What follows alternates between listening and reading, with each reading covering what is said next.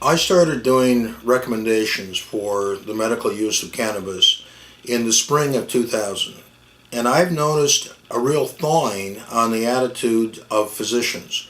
I've had at least 80 physicians in southern Santa Barbara County refer one or more of their patients to me to evaluate them for recommendations for the medical use of cannabis under the terms of Prop 215.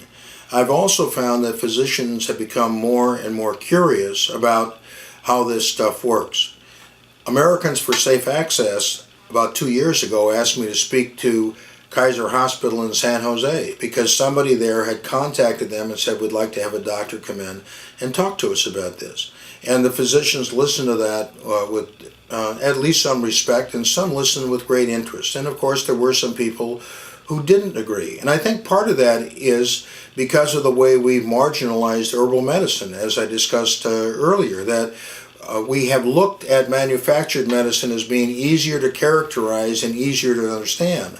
But what we tend to forget as physicians, I think, is that we have evolved with the plants, and that manufactured pharmaceuticals contain structures that aren't found in nature and are more difficult for the body to metabolize than structures that are found in nature. At any rate, I think more and more physicians are hearing from their patients that cannabis is useful for a wide variety of conditions. And I think that's why I'm getting these referrals, is because the physician says to themselves, I've heard this before, and I've seen this patient for a long time, and they have credibility with me.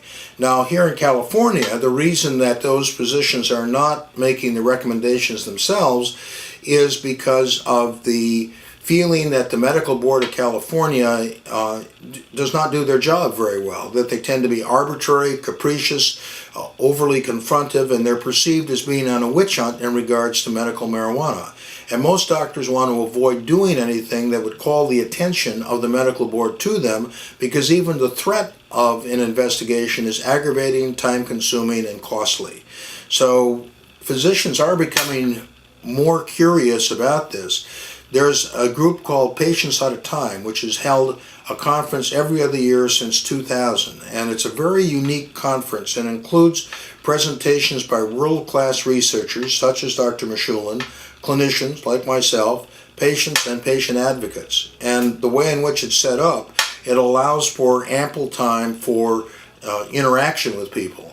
And we're seeing more and more physicians attending these conferences. And I don't think it's any surprise. Within the last year or two, we've had the American College of Physicians, the second largest physician organization in the country, support medical marijuana. We've had the American Medical Association, the largest physician organization in the United States, call for rescheduling of cannabis so it can be prescribed and more research can be done.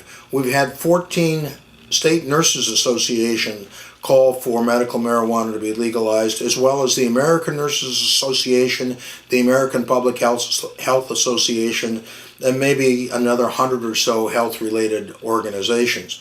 So this is not something that a small group of nutty people think is a good idea. You've got hundreds, if not thousands, of scientists around the world that are doing research on this. You've got thousands of American physicians that have made recommendations or approval. We know over 3,000 doctors in Oregon have made recommendations because they have a mandatory patient identification card. In California, your guess is as good as mine. Whether or not we have 25% of our physicians making recommendation, as it appears they do in Oregon, probably not. But we do have 90,000 practicing physicians in California. It's estimated as a low guess that at least 5,000 of them have made one or more recommendations. And my impression is that number is increasing, and it should be somewhere over 9,000, somewhere over 10% of the practicing physicians.